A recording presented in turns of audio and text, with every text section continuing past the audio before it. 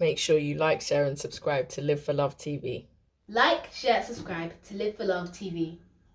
Welcome back to Live for Love TV. Today's the 24th day, the third month, in the 22nd year, the 21st century. Hope everyone's doing well out there.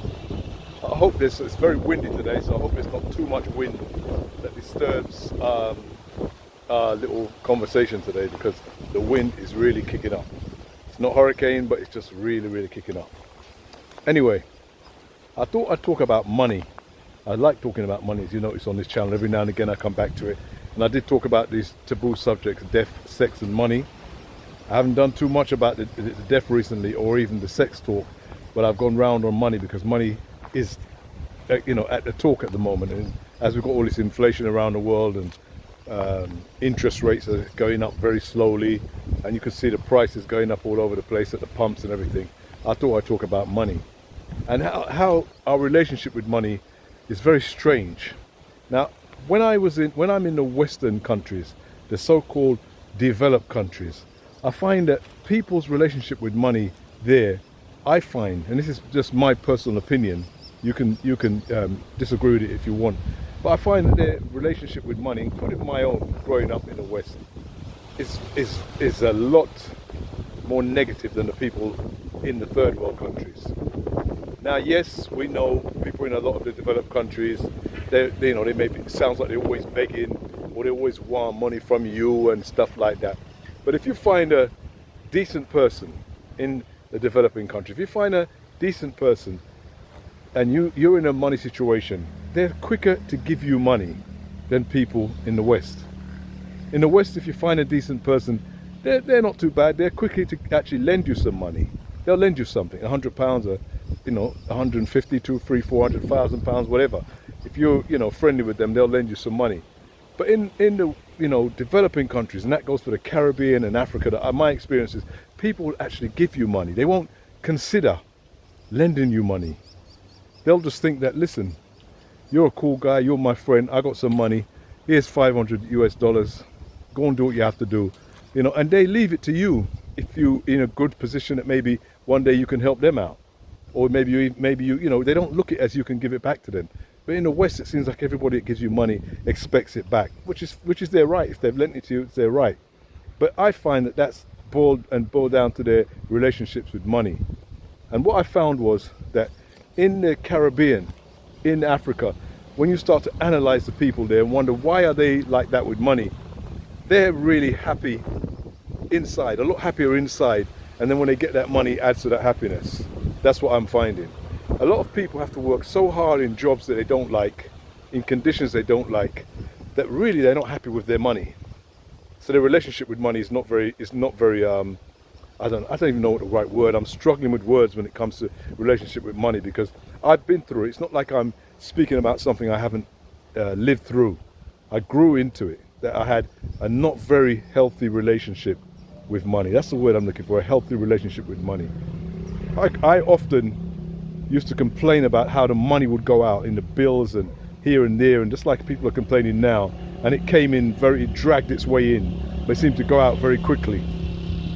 And I now realize, all these many years later, that is because I had an unhealthy relationship with money. Because when you have a healthy relationship with money, you think completely different. You realize that you're just something in between money. It comes and it goes, comes in the left and it goes out the right, and that's the way it was always meant to be. That is not what it can't go out if it doesn't come in. So when you're paying out bags of money, it's because you've got it to be able to pay that, and you should be happy for that. I wasn't, and I know a lot of people are not.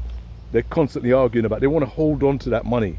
They don't understand that money is just like electric current. It's currency, just like a current, and a current is something that goes around. You can't block the electric current and expect it to keep moving. It goes from house to house, from business to business, from place to place. It's a current, and that's what the currency is.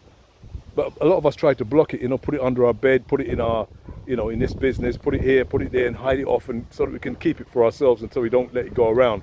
So we're quick to say, oh, let's save up as much as we can. If you want to save, I'm not telling you not to save. Some people say saving is good. But what I'm saying is that if you want to have a truly healthy relationship with money, you need to accept it going out with the same joy as you have with it coming in. And Western democracies, capitalist systems, I'm telling you, do not allow you to do that. They teach you from very young that your worth is basically your money. And if you don't have money, you're in big trouble. And this kind of constant fear that people have of getting broke or being without or being out of pocket in those places is amazing. Wherein a lot of people in Caribbean and Africa, they're used to being out of pocket. They're used to being up one day and down the next. So they don't have a problem, helping you out. They know that's the way it goes. You're in a problem, their time will come and people will help them out. They seem to have a lot more freedom with money than people do in the West. And I find this, I'm glad I've learned it, and I'm glad I've been around both environments, and I'm glad that I've been able to make that transition for, to be more healthy. I'm not going to make any, boastfulness thing, but people, if I've got the money and I can help you out, I will help you out. It's as simple as that. And that's it. And if you're one of these people that think, oh, because I don't need my money, that's why I'm prepared to flash it out, then I know you're an idiot. I know you don't have much IQ, and you won't be around me for very long, because I see those kind of people coming. But if you're one of the genuine people and you need some money, I'm not going to say to you, oh, here's 150 pounds, give it back to me next Friday. What kind of a mentality, what kind of a friendship is that? What kind of an attitude is that towards money? My relationship with people, the people who I want to be around, should be far greater than my relationship with money. But that's not how it is in capitalist societies. That's not how we grew up. Most of us, our relationship with money is far greater than our relationships with our brothers, our sisters, our cousins, our uncles. I'd be embarrassed to go to people I know where I grew up and ask them for £100 or £200 or £500. And I'm embarrassed, not because I haven't got any money. I'm embarrassed because I know that it's been putting them in a position where they just couldn't see, why am I asking them for £500? The questions that would come afterwards. Even though we're friends, even though we're family, you just can't do it. Very rarely can you do it, because it's just not the way they grew up, and I grew up like that. So I'm not criticizing them, I'm critiquing them, because that's where I came from, and I'm glad I'm not like that anymore. And as I said, when you find yourself on the African continent, you'll be surprised that people who don't have the kind of power or the houses and stuff that people have, they're quick to give you $500, and they see you in trouble, and they're friends of yours. They'll give you $500 and say, go on, do your business, do what you have to do, get your business back on the road, whatsoever. How quick they are to do that. It was shocking to me in Africa, and it's shocking to me in the Caribbean, because I didn't grow up with it. But I'm so happy that I've experienced it, and that I've now learned how to be like that. And if you've got people around you just want to suck you out because they think you're an easy touch, you can pick up on them very quickly, and you just lose their number. When they call you, you don't answer. Simple. Just don't answer. You know who they are. They're just around you because they think, oh, this guy or this woman is easy. If I ask them for something, they're just going to give it to me. Yes, you get rid of them easily. And it's good if they take £100 from you, or £200 or £400, £500, whatever, and you don't see them with any good attitude and their behaviour. Let them go. Let them have that money. It's all good. Let them have it. They've shown their character. It's far better than when you're giving them £50,000 or £1 million or £2 million, which is what could have happened, because that's how real powerful people operate. The big people that me and you sometimes look at and think, oh, how did they get to that situation? They can go to their own friends and get £1 million. And it's not a loan, because that's the big business that these people operate. And this is how they see money. They recognize the energy of money, and all they want to do is get that person back up on their feet, and they know that person's going to be making millions and millions, if not billions, one day. This is how the thing works. But a lot of people, they're not into it. They hold on so tightly, tight-fisted to that little money that they're getting. That little money, that little wages that they make. I don't know what they're getting, but a little money, they hold on to it. And if you come to them, it's like, oh, I can't lend you any money. Or if they can, they lend you money, and within 2 weeks, they got to get it back. And you said you're going to give me it back. Oh, it's terrible. That's why if I was to give anybody money at any given time, and they can't come to me and say, when do I want it back? I didn't tell you I wanted it back. I gave it to you. You're supposed to know what to do. You said you needed it, and it was to get you into a position and get you off your feet, then it should do that.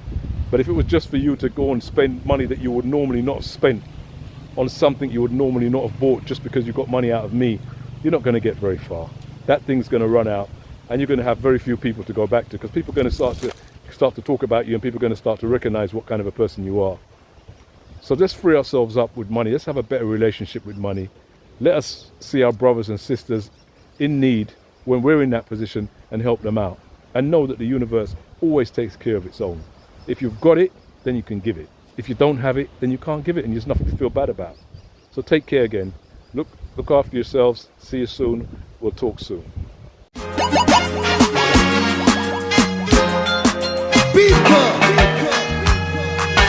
one step more, one step more, one step more, one step more until you reach your goals. One step more. This is